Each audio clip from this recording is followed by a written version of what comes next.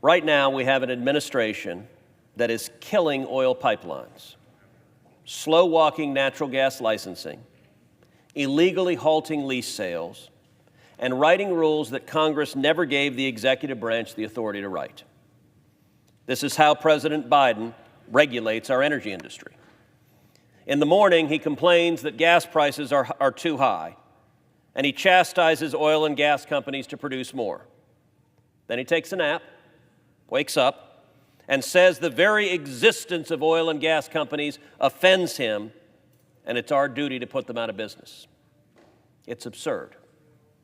But today I want to focus on the Biden administration's reckless release of our emergency crude oil stockpile, the Strategic Petroleum Reserve. The president's energy policy has been a failure, so much so that today the United States produces 1.5 million fewer barrels a day of oil than it did in November 2019. That's why oil and gas prices are high. It's no mystery, and it's not principally because of the war in Ukraine, as much as Joe Biden and the Democrats want to blame it on that. At the same time that President Biden has tried to strangle U.S. energy production, he has simultaneously groveled to Saudi Arabia and to Venezuela, asking them to increase their production, and he's attacked small business gas stations around the country and told them, just lower your prices. Then he's taken the unprecedented step of releasing an arbitrary amount of our emergency crude oil stockpile in order to try to lower gas prices before the midterm elections. The Biden administration has even sold at least 2 million barrels of oil to the Chinese Communist Party's state-owned oil and gas company, Sinopec. 1 million barrels in April of this year, another 1 million barrels in July, sold to Communist China.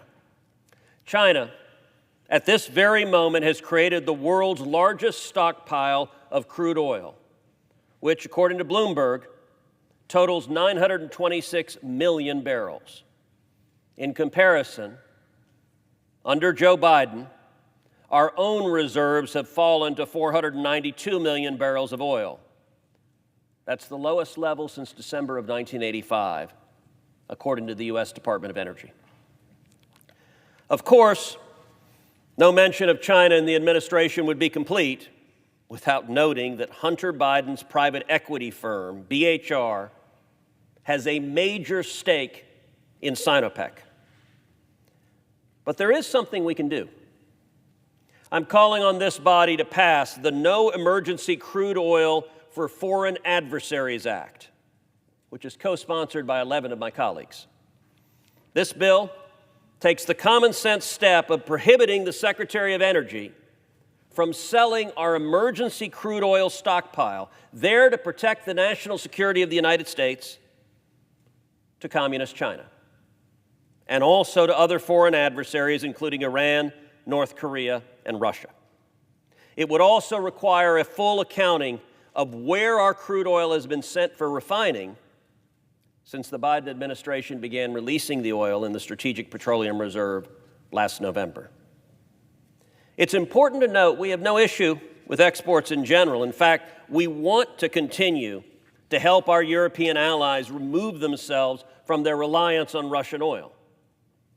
A recent study found that since 2015, U.S. oil exports increased oil and natural gas development in the United States, reduced global oil prices by $1.93 per barrel over a 6-year period, added $161 billion to our GDP, and added nearly 50,000 jobs here in America.